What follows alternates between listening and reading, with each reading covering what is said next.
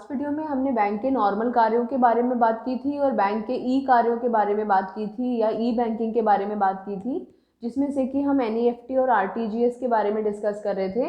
एक बार दोबारा से एनईएफटी पर नज़र डालते हैं और क्विज की फॉर्म में डिस्कस भी करेंगे। एनईएफटी की फुल फॉर्म बताइए।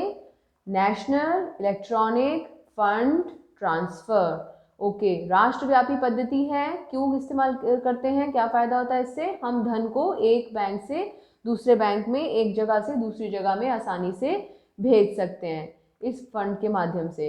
और सुविधा प्राप्त करने के लिए या देने के लिए क्या हमारा बैंक में अकाउंट होना कंपलसरी है? हमारा बैंक में खाता होना ज़रूरी है? नहीं, लेकिन जो बैंक एनईएफटी की सुविधा प्रदान करने वाला है या जो बैंक एनईएफटी की सुविधा प्राप्त करने वाला है, उन दोनों बैंकों के पास में एनईएफटी की सेवा होना ज़रूरी है।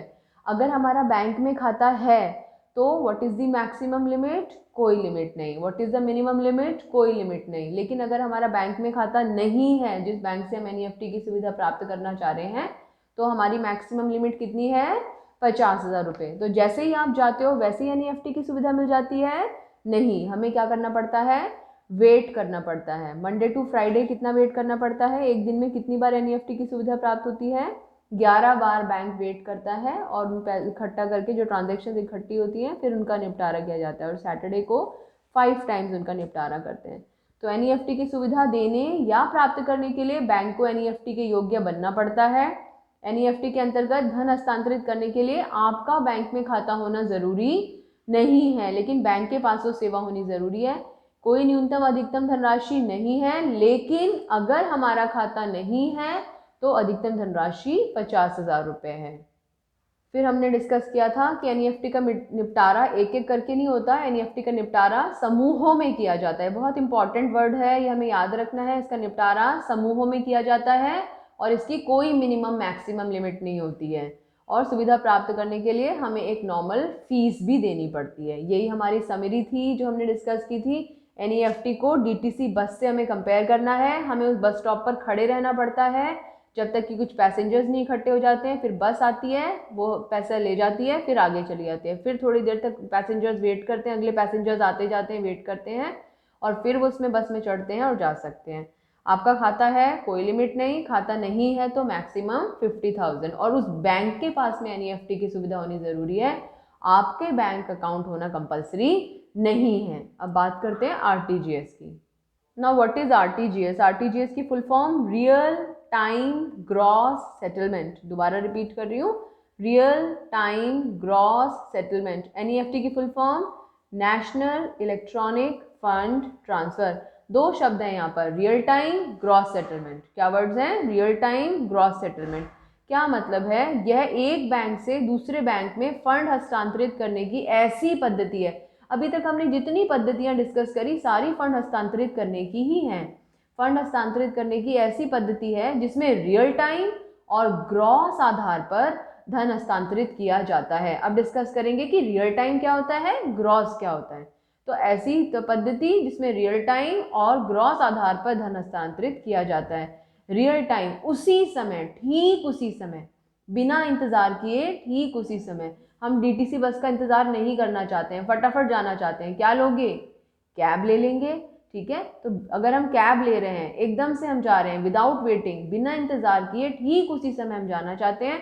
ग्रॉस का मतलब लगातार, कंटिन्यूअस बेसिस पे, एक के बाद एक, जैसे जैसे आते जा रहे हैं वैसे वैसे पेमेंट होती जा रही है, वैसे वैसे जाता जा रहा है। तो रियल टाइम का मतलब ठीक उसी समय, बिना इंतजार किए। ग्रॉस का मतलब एक के बाद एक, लगातार। यह धन हस्तांतरित करने की सबसे तीव्र विधि है। वैसे तीव्रतम लिखना चाहिए था, फिर भी मैंने तीव्र इसलिए लिखा कि थोड़ा सा डाउटफुल है कि कहीं इससे भी ज़्यादा फास्ट कोई मेथड तो नहीं है हमारे पास में धन हस्तांतरित करने का। और एनईएफटी की कोई मिनिमम मैक्सिमम लिमिट है?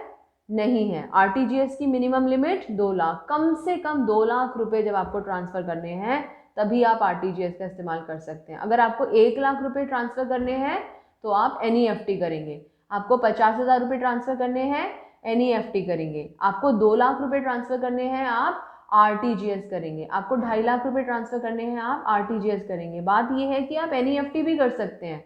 2 लाख रुपए से ऊपर में आप एनईएफटी और आरटीजीएस दोनों कर सकते हैं। लेकिन अगर आप वेट कर सकते हैं, आपको लगता है कि समूहों में निपटारा होगा, थोड़ा रुक के भी पैसे जाएंगे तो कोई दिक्कत नहीं है, तो आप NEFT कर सकते हैं। लेकिन आपको उसी समय तुरंत पैसा भेजना है, बिना इंतज़ार के पैसा भेजना है, तो आप RTGS का प्रयोग करेंगे। ऑब्जेक्टिव टाइप शॉर्ट क्वेश्चन आ सकता है कि रमेश को 2 लाख रुपए भेजने हैं और तुरंत भेजने हैं, तो उसे कौन सी सुविधा का इस्तेमाल करना चाहिए। और इसका निपटारा एक के बाद एक लगातार किया जाता है।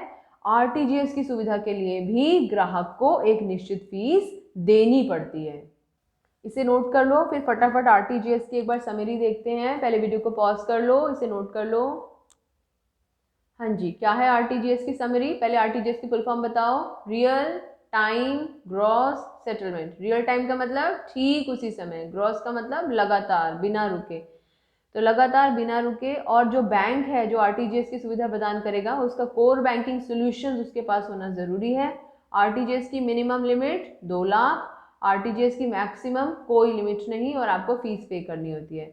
NEFT की मिनिमम कोई लिमिट नहीं, मैक्सिमम कोई लिमिट नहीं, और RTGS का निपटारा एकदम होता है। NEFT का निपटारा जो है वो समूहों में होता है। तो 2 डिफरेंसेस हैं RTGS और NEFT में। NEFT का निपटारा समूहों में होता है, RTGS एकदम से। कैब है, ये टैक्सी है, यहाँ पर कैब लिख लीजिए। RTGS बिल्कुल कैब की तरह है और NEFT जो है वो DTC बस की तरह है, बिना रुके। ओके।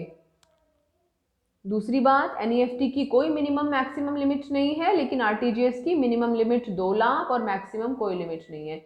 NEFT की मैक्सिमम लिमिट तब आती है जब उस बैंक, किसी बैंक में, जिस बैंक से हम NEFT की सुविधा देना चाहते हैं उसमें हमारा खाता अगर नहीं है, अगर अकाउंट नहीं है, तो बैंक कहता है भाई 50,000 से ज़्यादा नहीं हम ट्रांसफ़र करेंगे आपके लिए, और अगर खाता है तो कोई लिमिट नहीं है। ओके, तो this is all about banking सेवाएं। हमने अभी बैंकिंग सेवाएं करा है, अगली वीडियो में हम बीमा के बारे में डिस्कस करेंगे। इसे अच्छे से नोट कर लेना, क्वेश्चन ज़रूर मिलेगा। नेक्स्ट वीडियो में बीमा के बारे में डिस्कस करते हैं बेटा।